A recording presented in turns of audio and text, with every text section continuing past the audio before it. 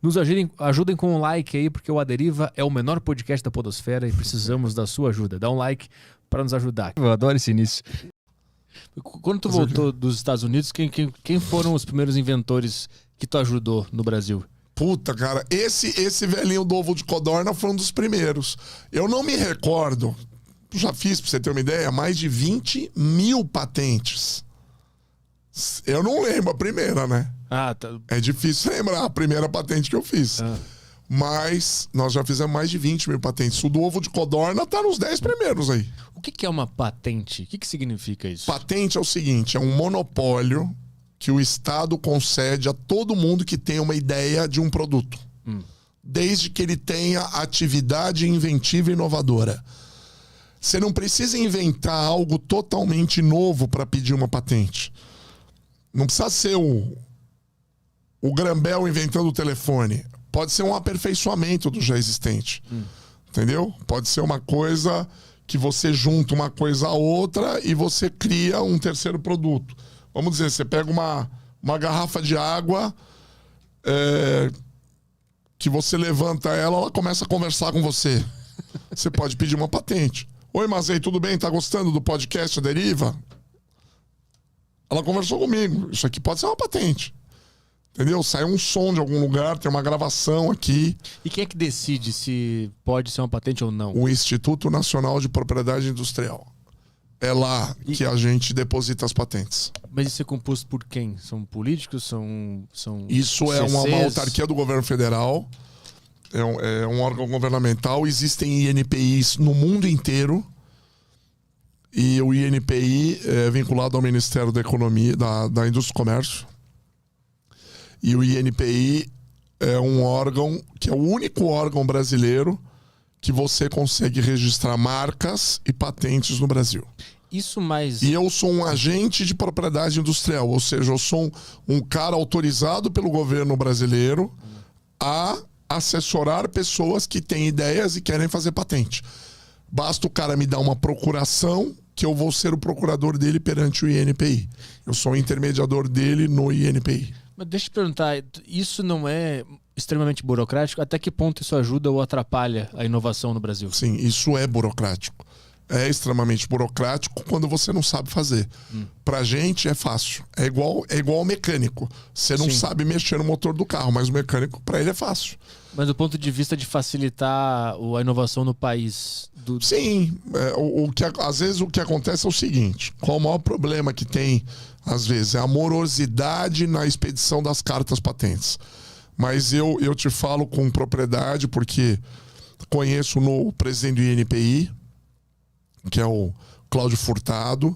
Ele é um cara que foi nomeado pelo Paulo Guedes, pelo ministro da Economia, e é um cara extremamente competente, um cara que está revolucionando o INPI.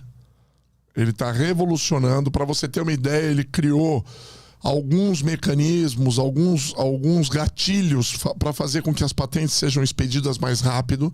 Então, por exemplo, agora no Covid... né? Então você tem lá patentes prioritárias que eles chamam. Tem uma lista de coisas, de prioridades, que as patentes que demorariam 5 anos para sair, saem em 8 meses, 1 ano. Entendeu? Então, patentes de Covid, por exemplo. Tudo que você inventar para Covid, você pode pedir patente prioritária. Ela é deferida e ela é examinada mais rápido. Um cara não consegue pôr em prática uma invenção sem a patente? Não, a patente, você não consegue, por exemplo, não tem aquela história, né, que todo mundo fala, vou te vender uma ideia, quer comprar uma ideia? Não existe venda de ideia, existe venda de patente. Você tem que consolidar, materializar uma ideia através de um documento de patente. Eu acho que eu quero entender assim, o que impede de eu, indivíduo, fazer uma inovação e fazer ela funcionar sem o Estado se meter. Não é o Estado se meter, é o Estado te proteger. É questão de proteção. Entendi. Você criou um negócio.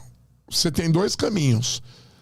Arriscar ser roubado, bater na porta de uma empresa e falar, amigo, quer fabricar? A chance de você ser roubado é 90%. Entendi. Ele fala, não gostei do teu invento. Você vira as costas, ele vai lá e registra. Entendi. Ou você procurar o INPI, registrar a tua patente e chegar no cara e falar, amigo, quer fabricar meu invento? Tá aqui minha patente. Aí ele já sabe que ele não vai poder te copiar. É uma questão de proteção pro inventor. Por isso que eu te falei no começo, você perguntou o que era patente. Patente é um monopólio. O que é um monopólio? Só você pode produzir ou autorizar alguém a produzir. Por um prazo determinado, que é 15 ou 20 anos da data do depósito da patente. Ah, saquei. Entendeu? E quais são as características que definem essa é minha patente? Se o cara mudar isso aqui, continua sendo minha? Ou se ele mudar isso aqui, já é uma invenção dele? Gostei da pergunta. Tem 3 características de patente. Vamos lá, no exemplo do Graham Bell. Quando o Graham Bell inventou o telefone, coube a ele uma patente de invenção. Sem basear em nada, ele inventou um negócio totalmente diferente, que você conseguia falar de uma ponta a outra com uma pessoa. Ele foi lá. Aliás, a história do Graham Bell é muito interessante. Porque ele virou o inventor do telefone porque ele chegou 4 minutos antes de um tal de Elisha Gray no departamento de patentes americano para registrar a patente do telefone. 4 minutos antes, porque esse tal de Elisha Gray foi lá 4 minutos depois e ele já tinha feito a patente. Cara. Entendeu? Então, aí coube a ele uma patente de invenção. Aí a gente estava falando do aparelho de fax, o celular, o telefone sem fio. Tudo isso é inovação em cima do telefone. Sim. Isso chama patente de modelo de utilidade, que é o aperfeiçoamento do que já existe, baseado naquela invenção existente. Entendi. Então você pode pedir uma patente de modelo de utilidade sem problema nenhum. E tem a terceira característica, que aí sim, qualquer mudança é uma patente, que todo mundo fala, no Brasil, patente, você muda alguma coisinha, já é outro projeto.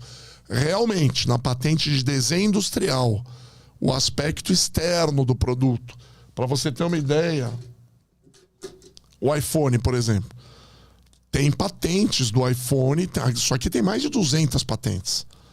Se não me engano, 240 patentes tem o iPhone. Você vai ver telefones parecidos, mas não igual à cara do iPhone. Você vai ver parecido, mas não igual. Existe entendeu? a patente Porque é por causa da patente de desenho industrial do aspecto externo do telefone. Eu ia perguntar exatamente isso. A patente, ela é sobre a tecnologia ou sobre o aspecto? Porque se o cara criasse um telefone com outro aspecto, sei lá, um negócio redondo assim, sei lá, mas a tecnologia é a mesma. Então, aí é só a patente de desenho industrial. Tudo que for plástica, a cadeira que você está sentado é desenho industrial. Essa mesa é desenho industrial. Microfone? Tudo, não, o microfone, quando foi inventado, foi uma patente de invenção, com certeza. Hoje já é domínio público. Mas você tem designs de novas características inovadoras de microfone que são patentes de desenho industrial. É isso que eu queria entender.